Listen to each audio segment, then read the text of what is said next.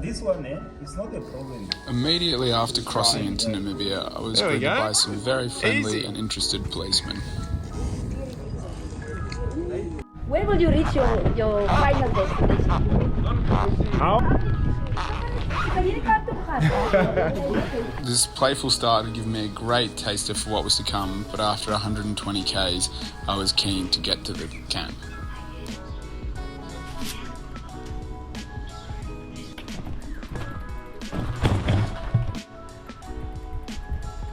Oh, it genuinely feels like an oasis in the desert. I mean, when you can cycle all day and finish at a place like this, I could get used to this.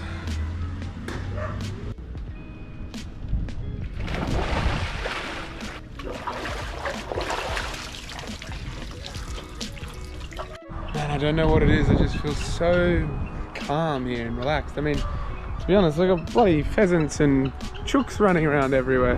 Who wouldn't be excited? It was evidently mating season for the incorrigible skirt chasers that are the peacocks, but even this great display couldn't stop me from enjoying the sunset that was to come.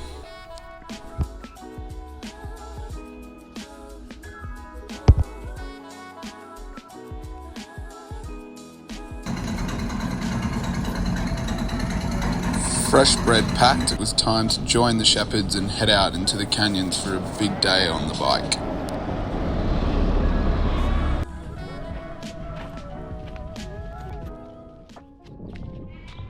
Today we head into the belly of the beast. We're going into the Namib desert, the oldest desert in the world. These roads are going to be pretty remote. There's several hundred kilometers without any settlements, any food, any water, so I've come prepared, but the scenery is supposed to be out of this world, breathtaking. As you can already see, we're not in Arizona, we're not in Utah, we're not somewhere else in America where everyone loves to compare places to. We are in Namibia. Let's go cycling.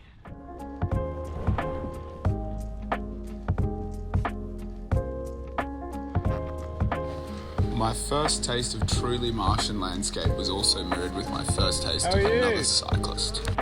Very well, what's happening? Yeah, it's really good fun.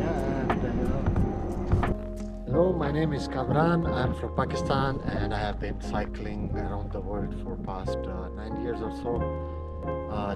My first tour was from Germany to Pakistan.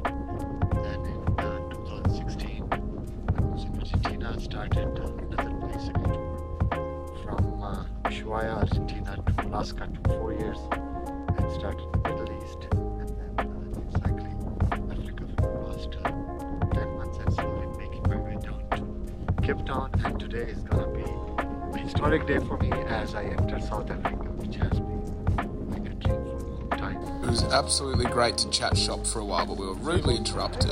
Yeah.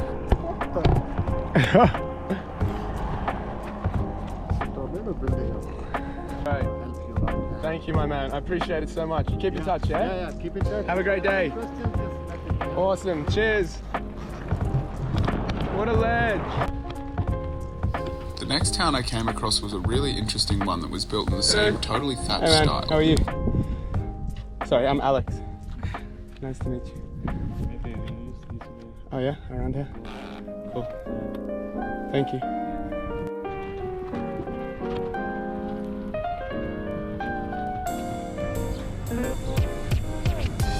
After having lunch on this wall with all of my friends, the tarmac started to end and gave way to the next 800 kilometers of dirt.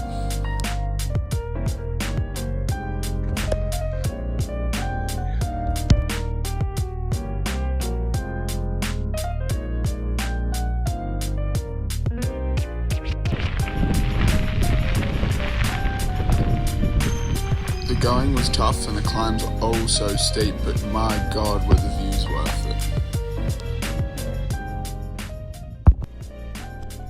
This is the famous Fish River of the Fish River Canyon variety.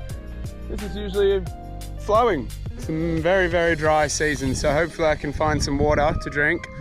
Luckily the Orange River has always got something flowing, but yeah, much more barren than I was expecting. Carved myself out a little tent-sized flat section, little wind buff with a view. So, pretty happy with that.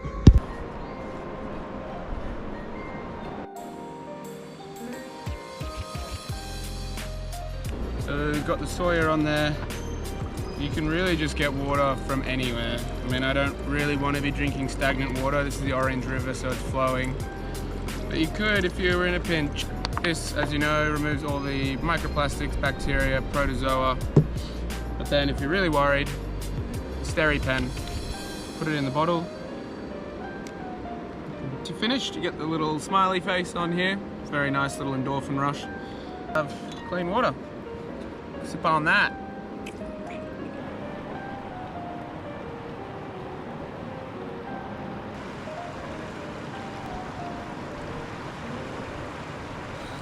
I really thought I'd found the best campsite, but my confidence in my decision did not last long. Shit, just got back. My tent was split.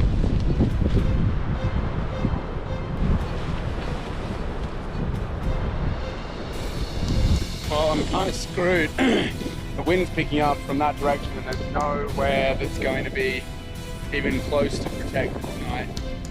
Tent's already blown away, everything's starting to blow away.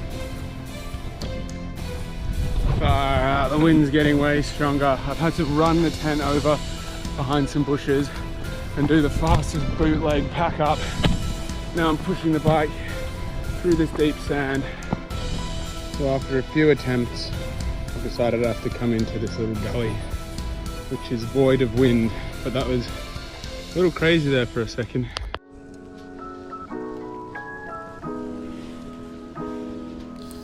After the wild ride that was the night before, the winds really didn't let up, and it gave me a glimpse into what I was to expect in Namibia.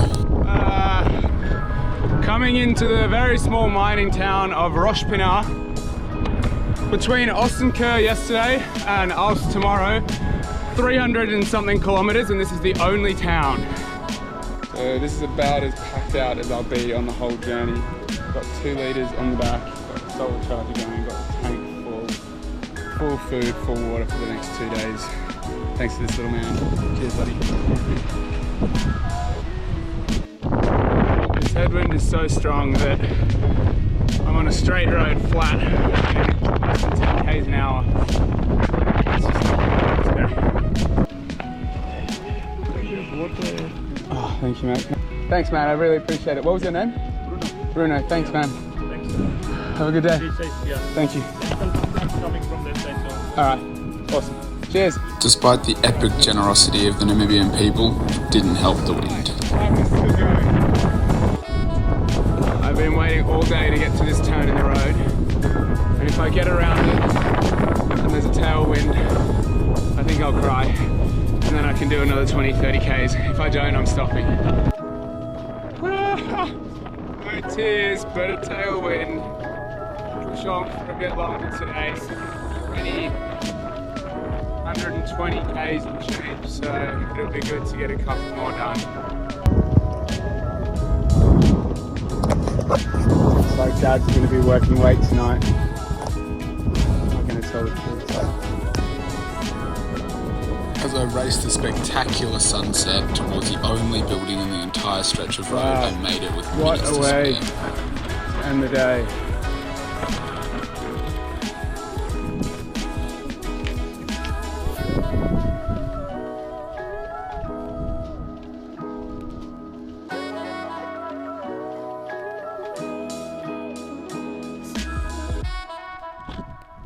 This is easily the most remote I've ever been. I mean, there'll be times tonight where, given the infrequency of the traffic, it's pretty much stopped now till the morning. There won't be anyone for a 50+ kilometre radius, which is pretty crazy to think. But wow, the sun's setting. It's time to have a look at these stars. Just look at this.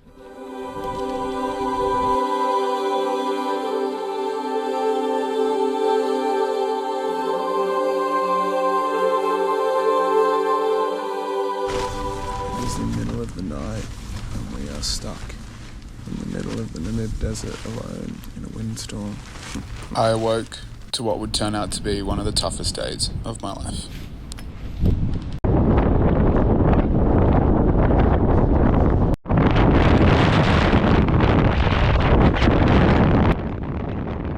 Over the course of the next long 4 hours, I only managed to cover 22 kilometres, every time stopping and saying, all right, that's it, looking for cars that could take me the rest of the way.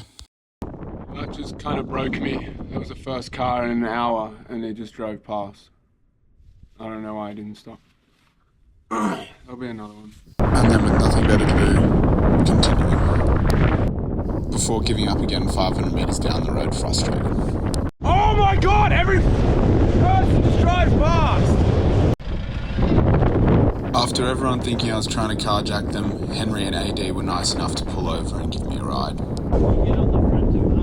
Yeah, do you reckon you can just strap it on?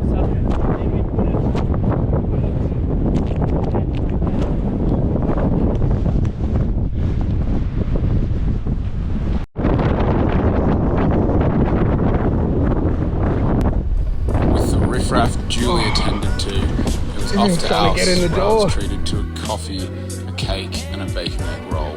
Big ups to Adrian and Henry and the crew.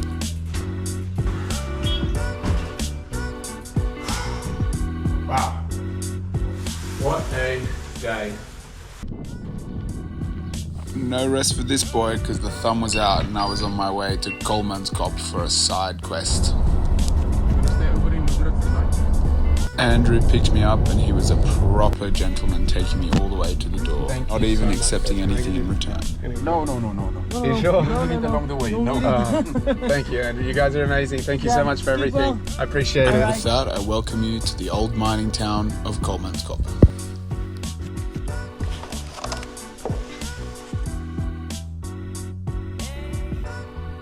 This remnant of a bygone colonial era has now become a tourist attraction for people to come and see the power of Mother Nature.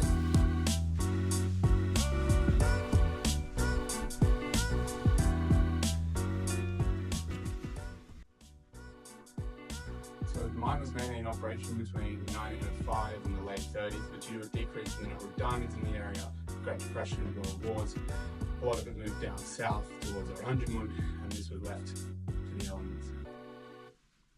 So mining began in this area under a concession known as the Sperrgebiet, or the Forbidden Zone, and only people with titles could come and mine here. The crazy thing is that all the diamonds in this area are alluvial diamonds, so they come down the Orange River, the border between Namibia and South Africa, and then they're washed out into the sea, and then the wind and the currents bring them up the coast, and the smaller ones get to move further inland, and the bigger ones stay down closer to the coast, and which means that a lot of the diamonds are just sitting in the topsoil.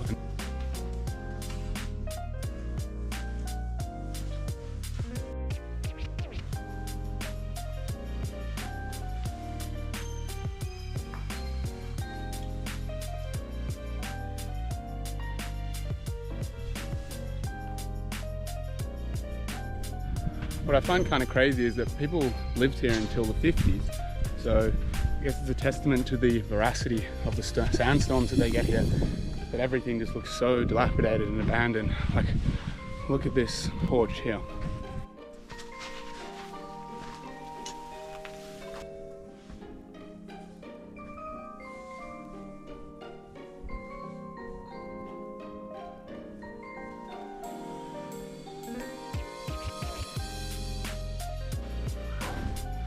Oh my, what is a bathroom here?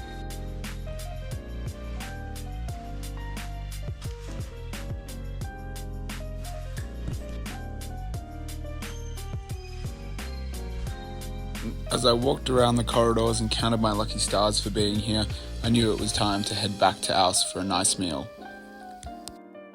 And you'll never guess who picked me up on the way back. What makes you happy? I love socializing, meeting new people from all over the world, which I do daily. Be kind. A lot of people are going through different things, so being kind would make things a lot much better. After a well-earned day off after 10 days straight of riding, it was back on the wheels, and not before I was greeted with many more generous people. How you doing? The 707, Yeah. they told me it's the nicest road. Definitely. I think I just fell in love with some Germans. They had sparkling water. 60 k's in for the day, and we have come to a road that I've been dreaming about for a long time. A fabled cycling road For those who've crossed the entire continent, some of them say it's the best part. It's the D707.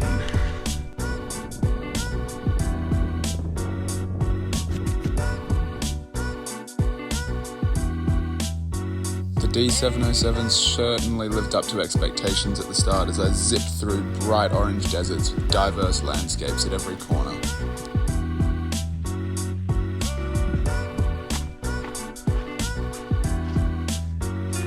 Hello, how are you? Great. How can I help you? Oh man, whatever you have. I was in high spirits as M. Pinar made me a big old sandwich and a big cup of coffee and recounted some great stories. Copper. There's some diamonds, but it's not enough for mine. Mostly copper.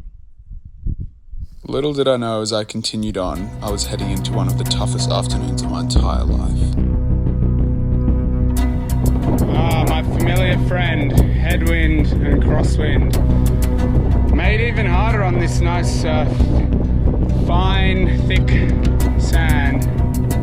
Gonna take the air out of the tires and push on.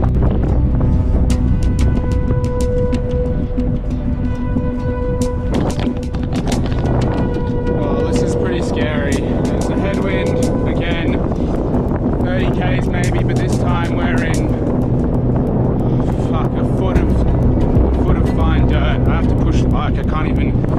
I just sink 30 k's away from the camp. I haven't seen a car in a few hours.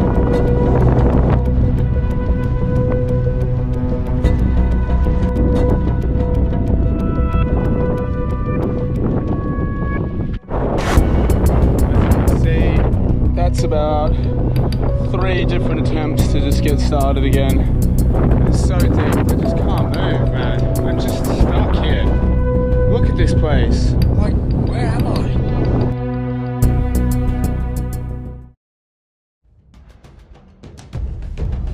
Well, that was a good crash. Oh my god, the smell of fresh salad.